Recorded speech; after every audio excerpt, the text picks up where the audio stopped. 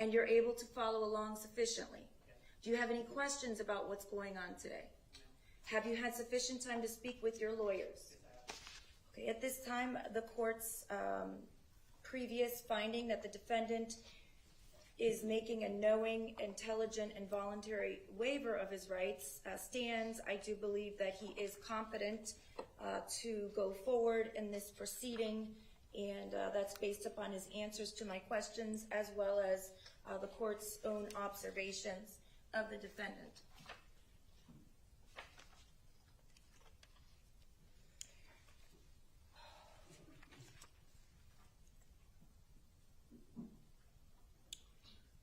Before I impose the sentence in this case, I want to thank the family members for the privilege of learning about each and every one of your loved ones.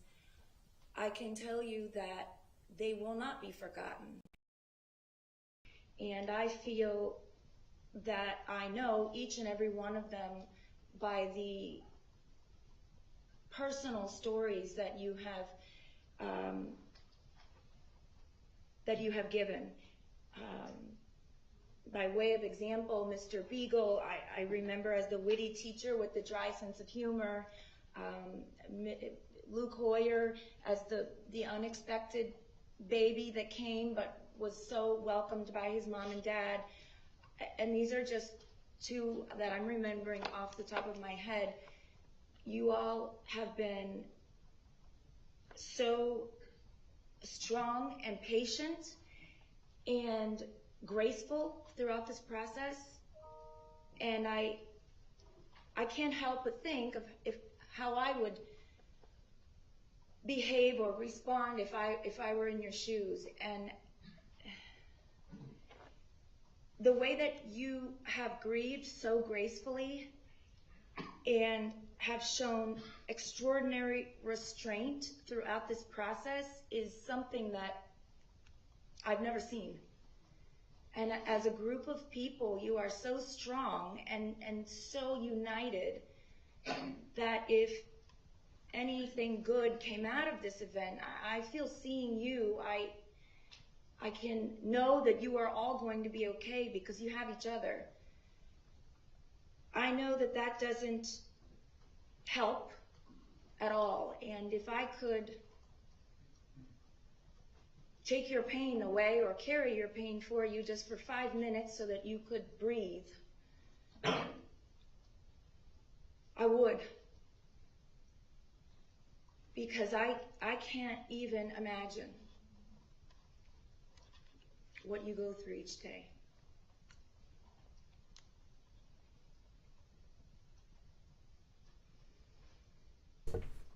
You are a wonderful, strong community. And I also want to tell you that when I visited that school, I expected tragedy and sadness, which is present. However, that school is still thriving, and it's a beautiful campus, and it's not broken like one would expect. And I think that that is due to the strength of you all and your community. And I think that when people remember that school, they're going to remember the strength of the community and how, I mean, every one of these kids came up here, the survivors, and testified as to the schools that they're attending and how well they're doing. It speaks volumes to you all as families, and the care and the love that you provide your children. And I couldn't help but notice when the survivors came in and testified that their family units came with them and were there for them. And I can't think of any other instance in one community where so many children would have not one, not two, but a group of loving family members to support them. And that's how I will always think of MSD, just as a great school that will survive, like you all have. Just a note for the record, So Marjorie Stone and Douglas you is think one to of the me, richest high schools I in the want to thank nation. you because Parkland is one of the richest areas in the you nation. were These you are all were doctors, ordered lawyers, so that we could have a judges. fair and clean trial. You were ordered not to have emotional reactions, to show restraint that I don't believe. I think I would be like Mr. Oliver, and I would have to be in my office because I don't believe I would be able to show the restraint that you all showed, and I thank you for that.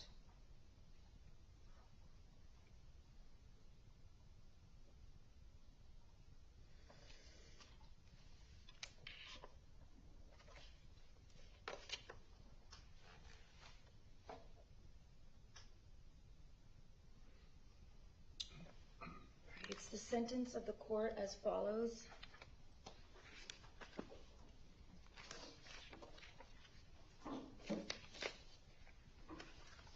Count 1 of the indictment, the murder in the first degree of Luke Hoyer.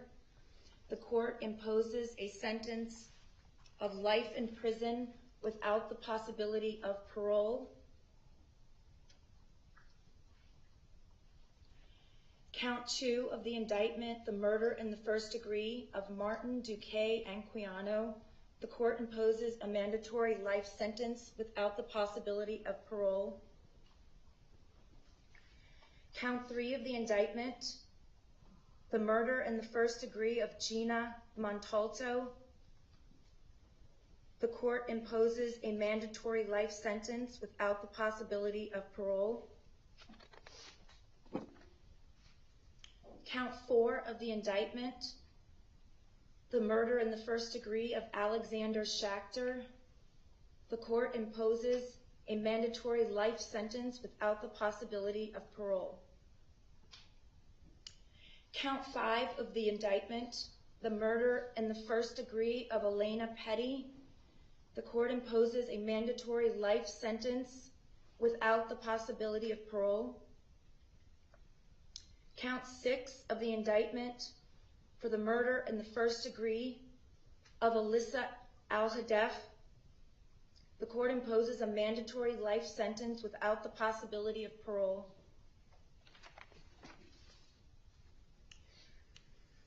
To count 7 of the indictment for the murder in the first degree of Nikolas Dworet, the court imposes a mandatory life sentence without the possibility of parole. Count 8 for the murder in the first degree of Helena Ramsey, the court imposes a life sentence, mandatory life sentence without the possibility of parole. Count 9 for the murder in the first degree of Christopher Hickson, the court imposes a mandatory life sentence without the possibility of parole. Count 10 for the murder in the first degree of Carmen Schentrup. The court imposes a mandatory life sentence without the possibility of parole. Count 11 for the murder in the first degree of Aaron Feist. The court imposes a mandatory life sentence without the possibility of parole. Count 12 for the murder in the first degree of Scott Beagle. The court imposes a mandatory life sentence without the possibility of parole. Count 13, the murder in the first degree of Meadow Pollock. The court imposes a mandatory life sentence without the possibility of parole. Count 14, for the murder in the first degree of Kara Loughran. The court imposes a mandatory life sentence without the possibility of parole. Count 15, for the murder in the first degree of Joaquin Oliver. The court imposes a mandatory life sentence without the possibility of parole. Count 16, for the murder in the first degree of Jamie Gutenberg. The court imposes a mandatory life sentence without the possibility of parole. Count 17, for the murder in the first degree of Peter Wang. The court imposes a mandatory life sentence without the possibility of parole. Count 18, for the attempted murder in the first degree of Ashley Baez. The court imposes a life sentence with a minimum mandatory, Mr. Silverstein, it's 25 to life? Yeah. Or do I? We're asking for life, Your Honor. With a mandatory life sentence under Florida's 1020 life statute.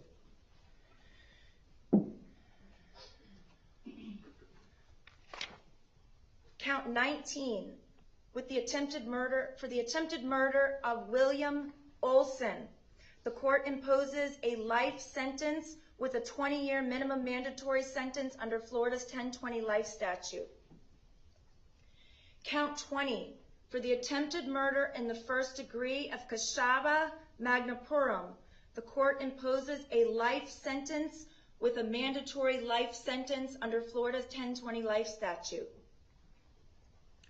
Count 21, for the attempted murder in the first degree of Justin Colton. The court imposes a life sentence with a 20-year minimum mandatory prison sentence under Florida's 1020 life statute. Count 22, for the attempted murder in the first degree of Alexander Dworet. The court imposes a life sentence with a 20-year minimum mandatory prison sentence under Florida's 1020 life statute. Count 23, the attempted murder in the first degree of Genesis Valentin. The court imposes a life sentence with a 20-year minimum mandatory prison sentence under Florida's 1020 life statute.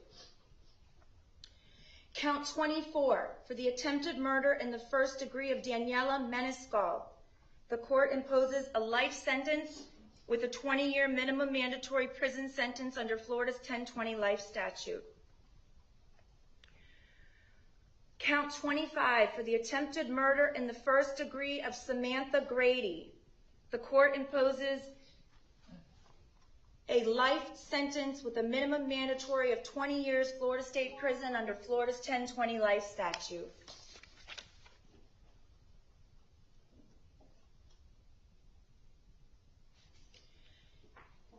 Count 26, for the attempted murder, Mr. Silverstein, I see you're standing up. Did I Just in case. misspeak? Okay. Count 26, for the attempted murder in the first degree of Samantha Fuentes. I'm imposing a life sentence with a minimum mandatory of life under Florida's 1020 life statute. Count 27, for the attempted murder in the first degree of Isabel Checker.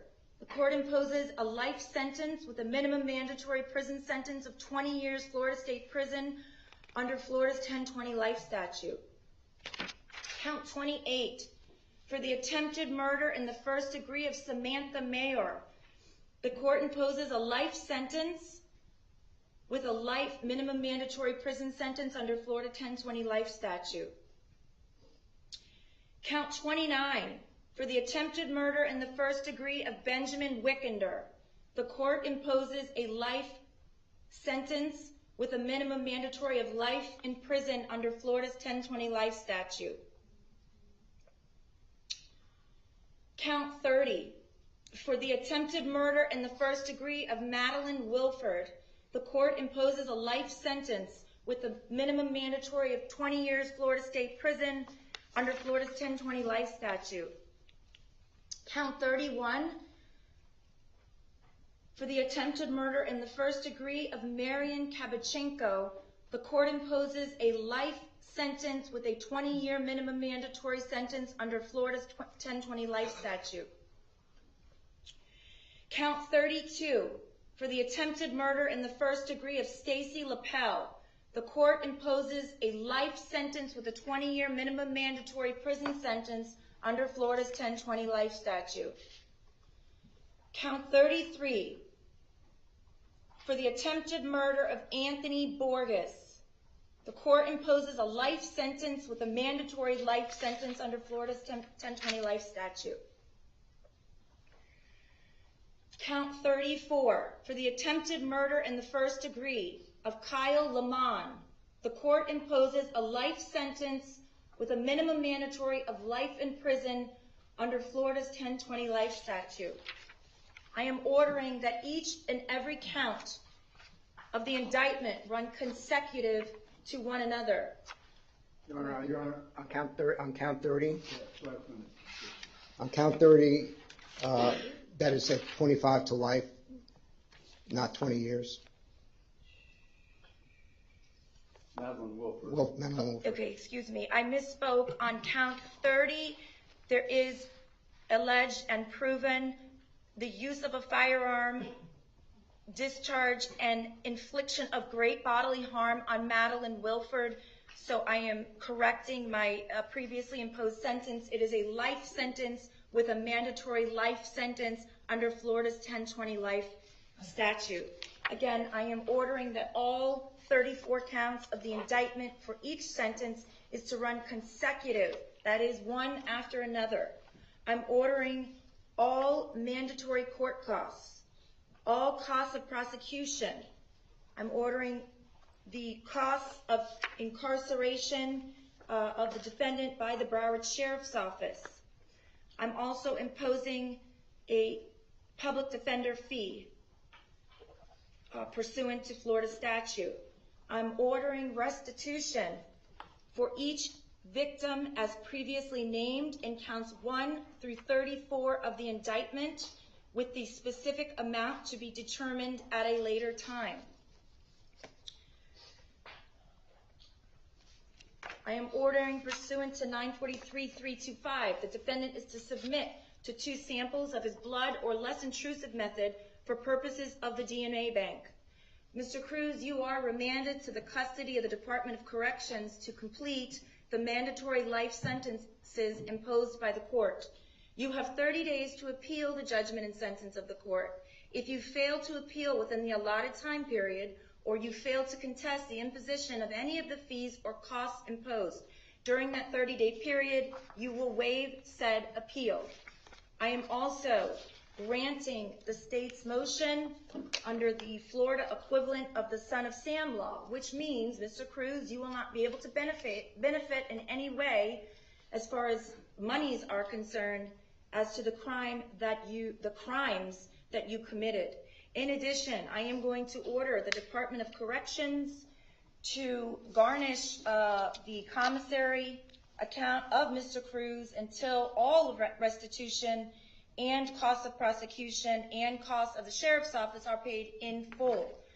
The Department of Corrections, I don't know where you're going, but they can assign that duty to their local office, where they will charge an applicable fee and garnish your commissary until all of these amounts that I have previously ordered are paid in full, specifically the costs of the sheriff, the state, and any restitution that is ordered.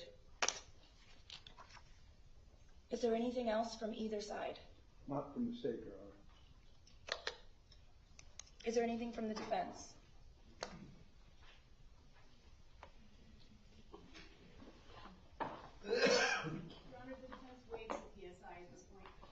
It was previously waived. Then there was some discussion about whether it could be in a death penalty case, but the defense is maintaining their waiver of a PSI. Mr. Cruz, you're still under oath. Are you in agreement that you're not asking for a PSI in this case? Okay. Is there anything else? No, Your Honor. All right, he's remanded to the custody of the Department of Corrections. She threw everything she could at him. And he's to be given credit in the amount of 1,718 days time served.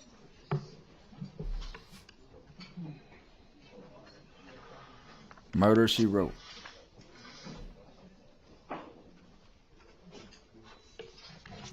He's dizzy. Look at him.